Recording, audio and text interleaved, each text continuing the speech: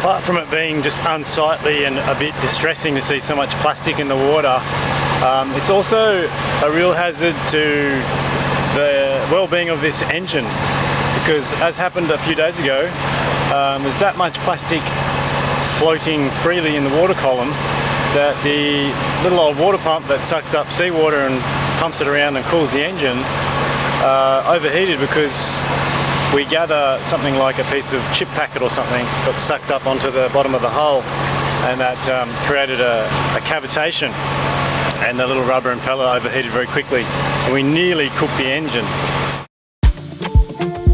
As many of you know, Elia and I have spent months preparing all the stars for our crossing to Indonesia.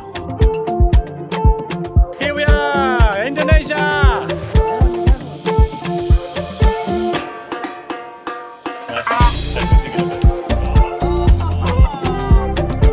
And if getting here wasn't challenging enough, you're about to see one of our most recent challenges.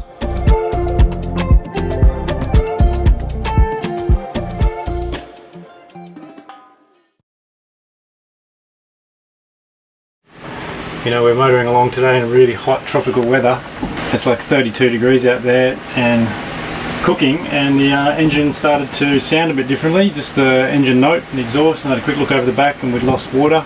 So we've cleaned the sea strainer and that didn't look too bad. Put it all back together, started the engine, still no water, switched it off, had a look at the water impeller, and there we have our culprit. So we'll have to go find the bits that are gone missing, which might mean we miss out on our anchorage tonight if we don't have enough daylight. But I'll get cracking and see how we go. Alrighty. But this one's lost 1, 2, 3, 4 of the 6, and I've got to go find off the bits that have fallen off. That's can you see that? Yeah. That's completely had the dick. Even that one there is just about to let go. I don't know what's caused this. I reckon your guess before was as good as any. Could have been a bit of plastic. So much plastic in Indonesia. Could have been a bit of plastic that's sucked up on the outside of the hull, and you know, just vacuum pressured onto the seacock inlet, and that'll be enough to starve it. I've taken out that seawater pipe which pushes pressurized seawater in through the heat exchanger, and there was nothing in there. I had a look, but I can see under here in the actual metal fitting, I can see it's a rubber sticking out. There's one, it's fell down there.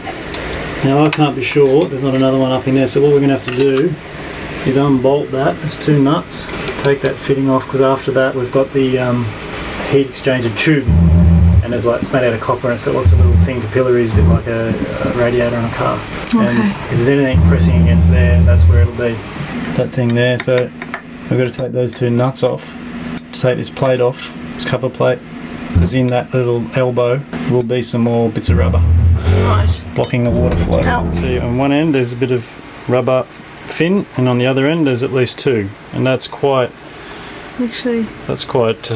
gummed up there. So yeah, there's one. There's 2 more to go. All accounted for. one fell behind the engine apparently. One's down by the engine, but that's, yeah, That's all of them. that's it. Alright, I'm going to put that cap back on. Wow, that was close. See that there? But that's our heat exchanger cooling vessel.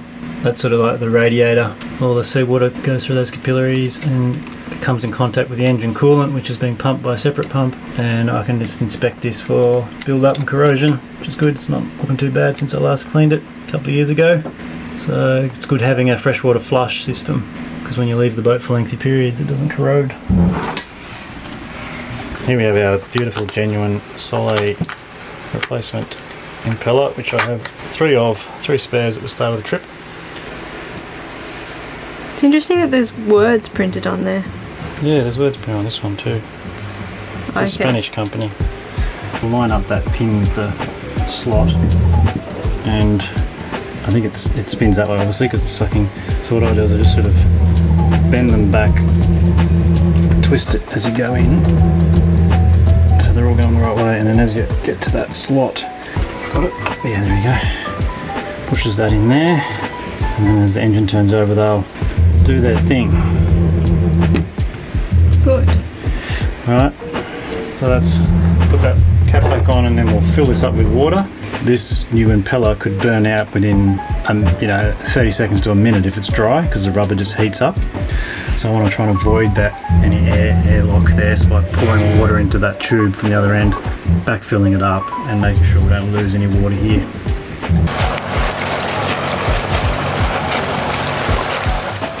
Wow, see, never ceases to amaze me just how quickly you can cook a motor on a sailing boat, just how easy it would be to cook an engine on a sailing boat. So that engine was very close, like very close to catastrophic meltdown. So thank our lucky stars yet again on this sailing boat. There's a nudist in the background, just ignore her. It's really hot here, guys, really humid, so that's why we're not wearing much. It's not because we're trying to impress anyone, it's just that we are extremely hot at the moment. So now we're a couple of hours away from our anchorage, and hopefully that engine's got a lot of engine hours left in her yet. It just goes to show the importance of really listening to your engine note and paying attention. We realised too that maybe the impeller has been breaking down for a few days, because we did notice yesterday when we motored briefly that there was a little less water flow than usual, and I was sort of saying, oh, I don't think there's quite as much water as usual, and I thought maybe I will inspect the heat exchanger for corrosion build-up soon. And I thought, oh, I'll put that on the list of jobs to do, but yeah, it forced our hand. So you've really got to be super diligent and super keyed into the sound of your own engine to avoid disaster.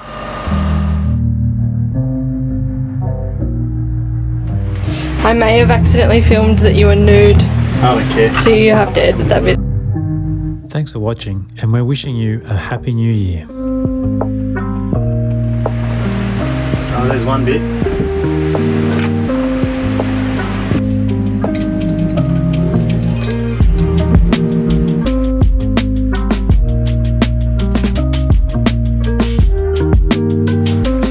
Bonjour madame, comment ça va?